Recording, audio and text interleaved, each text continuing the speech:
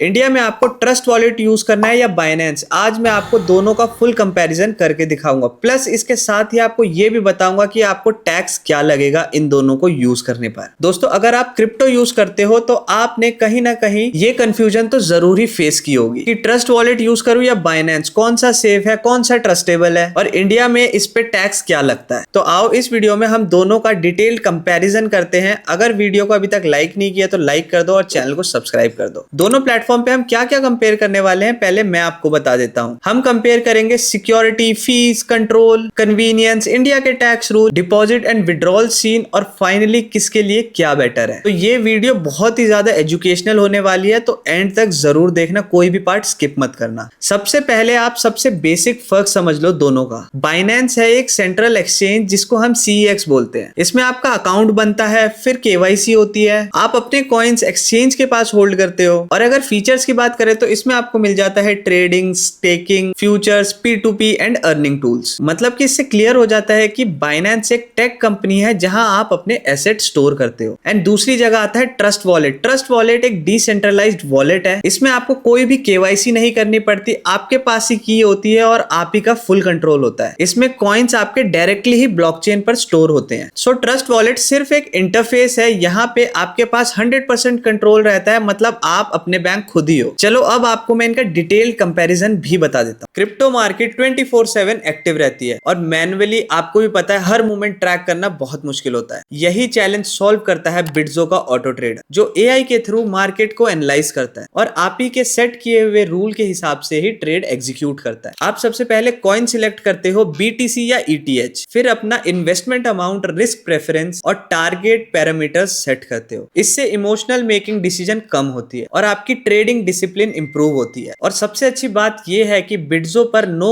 KYC required, जिससे आपकी privacy maintain रहती है। न्यू यूजर्स के लिए exclusive reward up to 8,000 USDT तक अवेलेबल होती है। जब आप प्लेटफॉर्म एक्सप्लोर करते हो तो इसका रेफरल सिस्टम भी बढ़िया है। हर रेफरेंस पर 25% कमीशन, सो रेफर करो अपने फ्रेंड्स को और कमाओ। मतलब पैसिव इनकम का असली फॉर्मूला। अगर आप ट्रेडिंग में बिगनर हो तो अर्न और DCA बॉट जैसे टूल से स्टेबल और सिस्टमैटिक इन्वेस्टिंग का कॉन्सेप्ट समझ सकते हो। जैसे DCA बॉट जो SIP की तरह रेगुलर इंटरवल पर क्रिप्टो बाय करता रहता है। ऑलवेज रिमेंबर, क्रिप्टो में रिस्क होता है, सो अपनी रिसर्च जरूर करो और प्राइस वॉलेटिलिटी को समझकर ही अपनी इन्वेस्टमेंट स्टार्ट करो। तो सबसे पहले इनका सिक्योरिटी कंपैरिजन करते हैं। अगर बाइनेंस की सिक्योरिटी की बात करें तो आपको तो पता ही है, एक्सचेंज हैक होने का खतरा हमेशा ही रहता है, बट बाइनेंस एक सबसे बड़े एक्सचेंजेस में से एक है। इसमें आपको मिल जाता है 2 factor authentication, withdrawal white list, anti fishing code देता है। एंड एक और इंपॉर्टेंट बात, बाइनेंस के पास SAFU फंड्स भी होते हैं जो कि इमरजेंसी सिचुएशंस में काम आते हैं, लेकिन जो कीज होती है वो बाइनेंस के पास ही होती है। अब बात करते हैं ट्रस्ट वॉलेट सिक्योरिटी की। यहाँ पे आपके कॉइन्स जो होते हैं वो आपके फोन पे होते हैं, प्लस आपके रिकवरी फ्रेज में होते हैं, क्योंकि ट्रस्ट वॉलेट में कोई भी थर्ड पार्टी कंट्रोल नहीं होता जैसे कि बाइनेंस में होता है। मान लो कि अगर आपका फोन चोरी हो जाए, खो जाए, फिर भी रिकवरी फेज से आपके कॉइन्स रिकवर हो सकते हैं। बट सबसे बड़ा एक डिसएडवांटेज ये है कि अगर कभी गलती से आपका रिकवरी फ्रेज खो जाए तो मतलब आपके फंड्स चले गए हमेशा के लिए। प्लस अगर आप किसी फिशिंग स्कैम में फंस जाओ तो भी आपके फंड्स हमेशा के लिए गए, क्योंकि ये एक डिसेंट्रलाइज्ड वॉलेट है। अब दोनों की सिक्योरिटी कंपैरिजन करके कंक्लूजन तो यही आता है, बाइनेंस एक सेफर ऑप्शन है हर किसी बिगनर के लिए, क्योंकि इसका कंट्रोल एक्सचेंज के पास होता है एंड यहाँ पे आपको कस्टमर सपोर्ट भी मिल जाता है। एंड दूसरी तरफ trust wallet better and safer है एक्सपर्ट ट्रेडर्स और क्रिप्टो यूजर्स के लिए, क्योंकि आपके पास ही आपका फुल कंट्रोल रहता है और किसी भी एक्सचेंज का कोई कंट्रोल नहीं रहता। अब आते हैं इसके फीचर्स कंपैरिजन पे। बाइनेंस पे आपको क्या फीचर मिलते हैं, ट्रस्ट वॉलेट पे आपको क्या क्या फीचर मिल जाते हैं। तो सबसे पहले बात करें अगर बाइनेंस के फीचर की, तो आपको मिल जाते हैं spot trading, future trading, P2P for Indians, launch pad swap, low trading fees, professional charts, plus copy trading भी मिल जाती है, जो इसे बिगनर और ट्रेडर्स के लिए परफेक्ट बनाता है। अब बात करते हैं ट्रस्ट वॉलेट के फीचर्स की। यहाँ पे आपको मल्टी चेन सपोर्ट मिल जाता है, जैसे इथेरियम, BNB, पॉलीगन एसेट्रा। साथ ही NFT support, full self custody, simple swap, plus no KYC मिल जाता है। इन्वेस्टर जो बड़ा अमाउंट और लॉन्ग टर्म होल्ड करना चाहते हैं और चाहते हैं कि किसी की कस्टडी में हमारे कॉइन्स ना रहे और पूरा कंट्रोल हमारे पास ही रहे, उनके लिए ये परफेक्ट चॉइस है। इसके बाद अब बात करते हैं दोनों की फीस कंपैरिजन की। बाइनेंस में जो फीस है स्पॉट ट्रेडिंग की वो 0.1 है, जो कि बहुत ही कम है।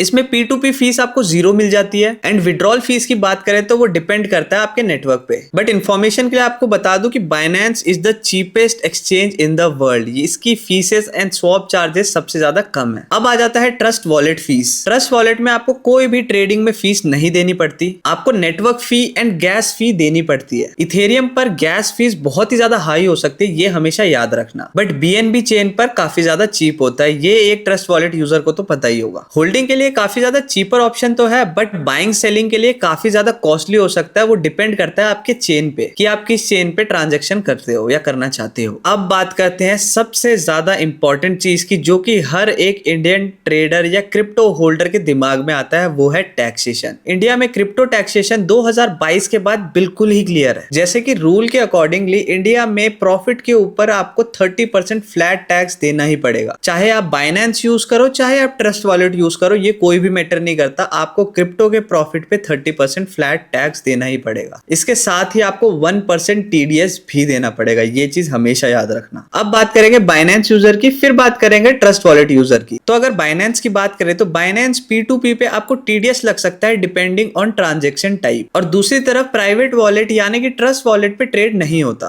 क्योंकि TDS तब लगता है जब आप कोई एक्सचेंज यूज करते हो सेलिंग के लिए। साथ ही सबसे बड़ा क्वेश्चन लोगों का ये रहता है कि आपके जो क्रिप्टो के लॉसेस होंगे वो सेट ऑफ होंगे या नहीं। तो मैं आपको क्लियरली बता देता हूं, जितने भी आपके क्रिप्टो में लॉसेस होंगे वो कभी भी सेट ऑफ नहीं होंगे, क्योंकि क्रिप्टो लॉसेस को किसी भी प्रॉफिट के अगेंस्ट आप सेट ऑफ नहीं कर सकते। और ये ही नहीं, अगर आप कभी क्रिप्टो गिफ्ट भी करते हो तो उसमें भी टैक्स अप्लाई हो सकता है। इसमें भी कई फैमिली रूल्स आ जाते हैं, उसके अकॉर्डिंगली आपको चेक करना पड़ेगा। इसी की दूसरी तरफ आ जाता है सेल्फ कस्टडी वॉलेट। उन पर कोई भी टैक्स नहीं लगता, बट किसी आप सेंट्रलाइज्ड एक्सचेंज पर ट्रांसफर करोगे तो वहां पे टैक्स 100% लगेगा। तो सबसे ज्यादा इंपॉर्टेंट की बात तो ये है कि वॉलेट में होल्ड करना टैक्सेबल नहीं है। टैक्स तभी लगता है जब आप कभी बाय करते हो या सेल करते हो। एंड कभी भी आप टैक्स रिटर्न फाइल कर रहे हो तो हमेशा अपने CA से जरूर बात करना, वो आपको बेटर गाइड करेगा कि आपके ट्रांजैक्शन के टाइप पे बेस्ट मेथड क्या हो सकता है, वो आपको अच्छे से बताएगा। अब बात करते हैं क्रिप्टो की रेगुलेशन इन इंडिया एंड क्या डिफर करता है बाइनेंस एंड ट्रस्ट वॉलेट में। तो बाइनेंस की बात करें तो बाइनेंस इंटरनेशनली ऑपरेट करता है एंड बहुत लोगों को कंफ्यूजन ये रहता है कि बाइनेंस इंडिया में बैन है, बट मैं आपको क्लियर कर देता हूं, ये इंडिया में बैन बिल्कुल नहीं है, बट इसके रेगुलेशंस काफी ज्यादा स्ट्रिक्ट है, तो आप इस चीज का ध्यान रखना। एंड अब ट्रस्ट वॉलेट की बात करें तो आपको जैसे पहले ही बताया था, ट्रस्ट वॉलेट में आपके पास ही पूरी कस्टडी रहती है, आपके पास ही पूरा कंट्रोल रहता है। तो ये किसी भी गवर्नमेंट से अप्लायंस नहीं है, गवर्नमेंट का कोई भी कंट्रोल ट्रस्ट वॉलेट पे नहीं है। सो इसी रीजन से सेल्फ कस्टडी पर कभी भी कोई भी बैन नहीं हो सकता। जो भी ट्रस्ट वॉलेट के यूजर होते हैं उनको अपनी कंप्लायंस खुद हैंडल करनी होती है, खुद अपनी सारी चीजों को मैनेज करना पड़ता है, और कभी भी कोई एक छोटी सी गलती और आपका सारे फंड्स जाने के रिस्पॉन्सिबल आप ही बनोगे। तो ये एक सेफ्टी का कंसर्न जरूर रहता है। अब बात करते हैं डिपॉजिट एंड विड्रॉल की। बाइनेंस में डिपॉजिट विड्रॉल की क्या रेगुलेशंस है एंड ट्रस्ट वॉलेट में डिपॉजिट एंड विड्रॉल्स के क्या रेगुलेशंस है। बाइनेंस इंडिया में officially INR deposit and withdrawal available नहीं है। मोस्टली यहाँ पे P2P ही यूज होता है एंड P2P भी अनसेफ हो सकता है, बट ये सेफ मेथड है अगर आप सही तरीके से यूज करो तो, क्योंकि यहाँ पे स्कैम होने के चांसेस काफी ज्यादा होते हैं। तो ये एक बिगिनर के लिए काफी ज्यादा परेशानी खड़ी कर सकता है। एंड ट्रस्ट वॉलेट में कोई भी विड्रॉल और डिपॉजिट नहीं होता, सिर्फ वहां पे ब्लॉकचेन ट्रांसफर ही होता है। आपको कॉइन्स किसी भी एक्सचेंज से खरीद के अपने वॉलेट में भेजने होते हैं। अब इन सारी बातें, रूल्स एंड रेगुलेशंस और सारे कंपैरिजन के बाद आपके दिमाग में सबसे बड़ा क्वेश्चन यही आएगा कि इन दोनों में से आपको यूज क्या करना है। तो ये भी मैं क्लियर कर देता हूं। दो कैटेगरी में हम लोगों को डिवाइड कर देते हैं, एक बिगनर क्रिप्टो यूजर और एक प्रोफेशनल क्रिप्टो यूजर। एक बिगनर क्रिप्टो यूजर्स को बाइनेंस ही चूज करना चाहिए, और क्यों चूज करना चाहिए मैं आपको बताता हूं। क्योंकि बाइनेंस का जो इंटरफेस है वो काफी ज्यादा इजी है, साथ ही इसमें लोएस्ट फीस होती है, P2P ऑप्शन मिल जाता है, साथ ही कस्टमर सपोर्ट भी होता है, ट्रेडिंग के टूल्स भी अवेलेबल होते हैं। सो इसी रीजन से ये सेफ है एक न्यू यूजर के लिए। एंड दूसरी ही जगह अगर आप एक एक्सपर्ट क्रिप्टो यूजर्स हो, आपको प्राइवेट की चाहिए, डिसेंट्रलाइज वॉलेट चाहिए एंड आपको लगता है कि आपके पास ही पूरा कंट्रोल होना चाहिए,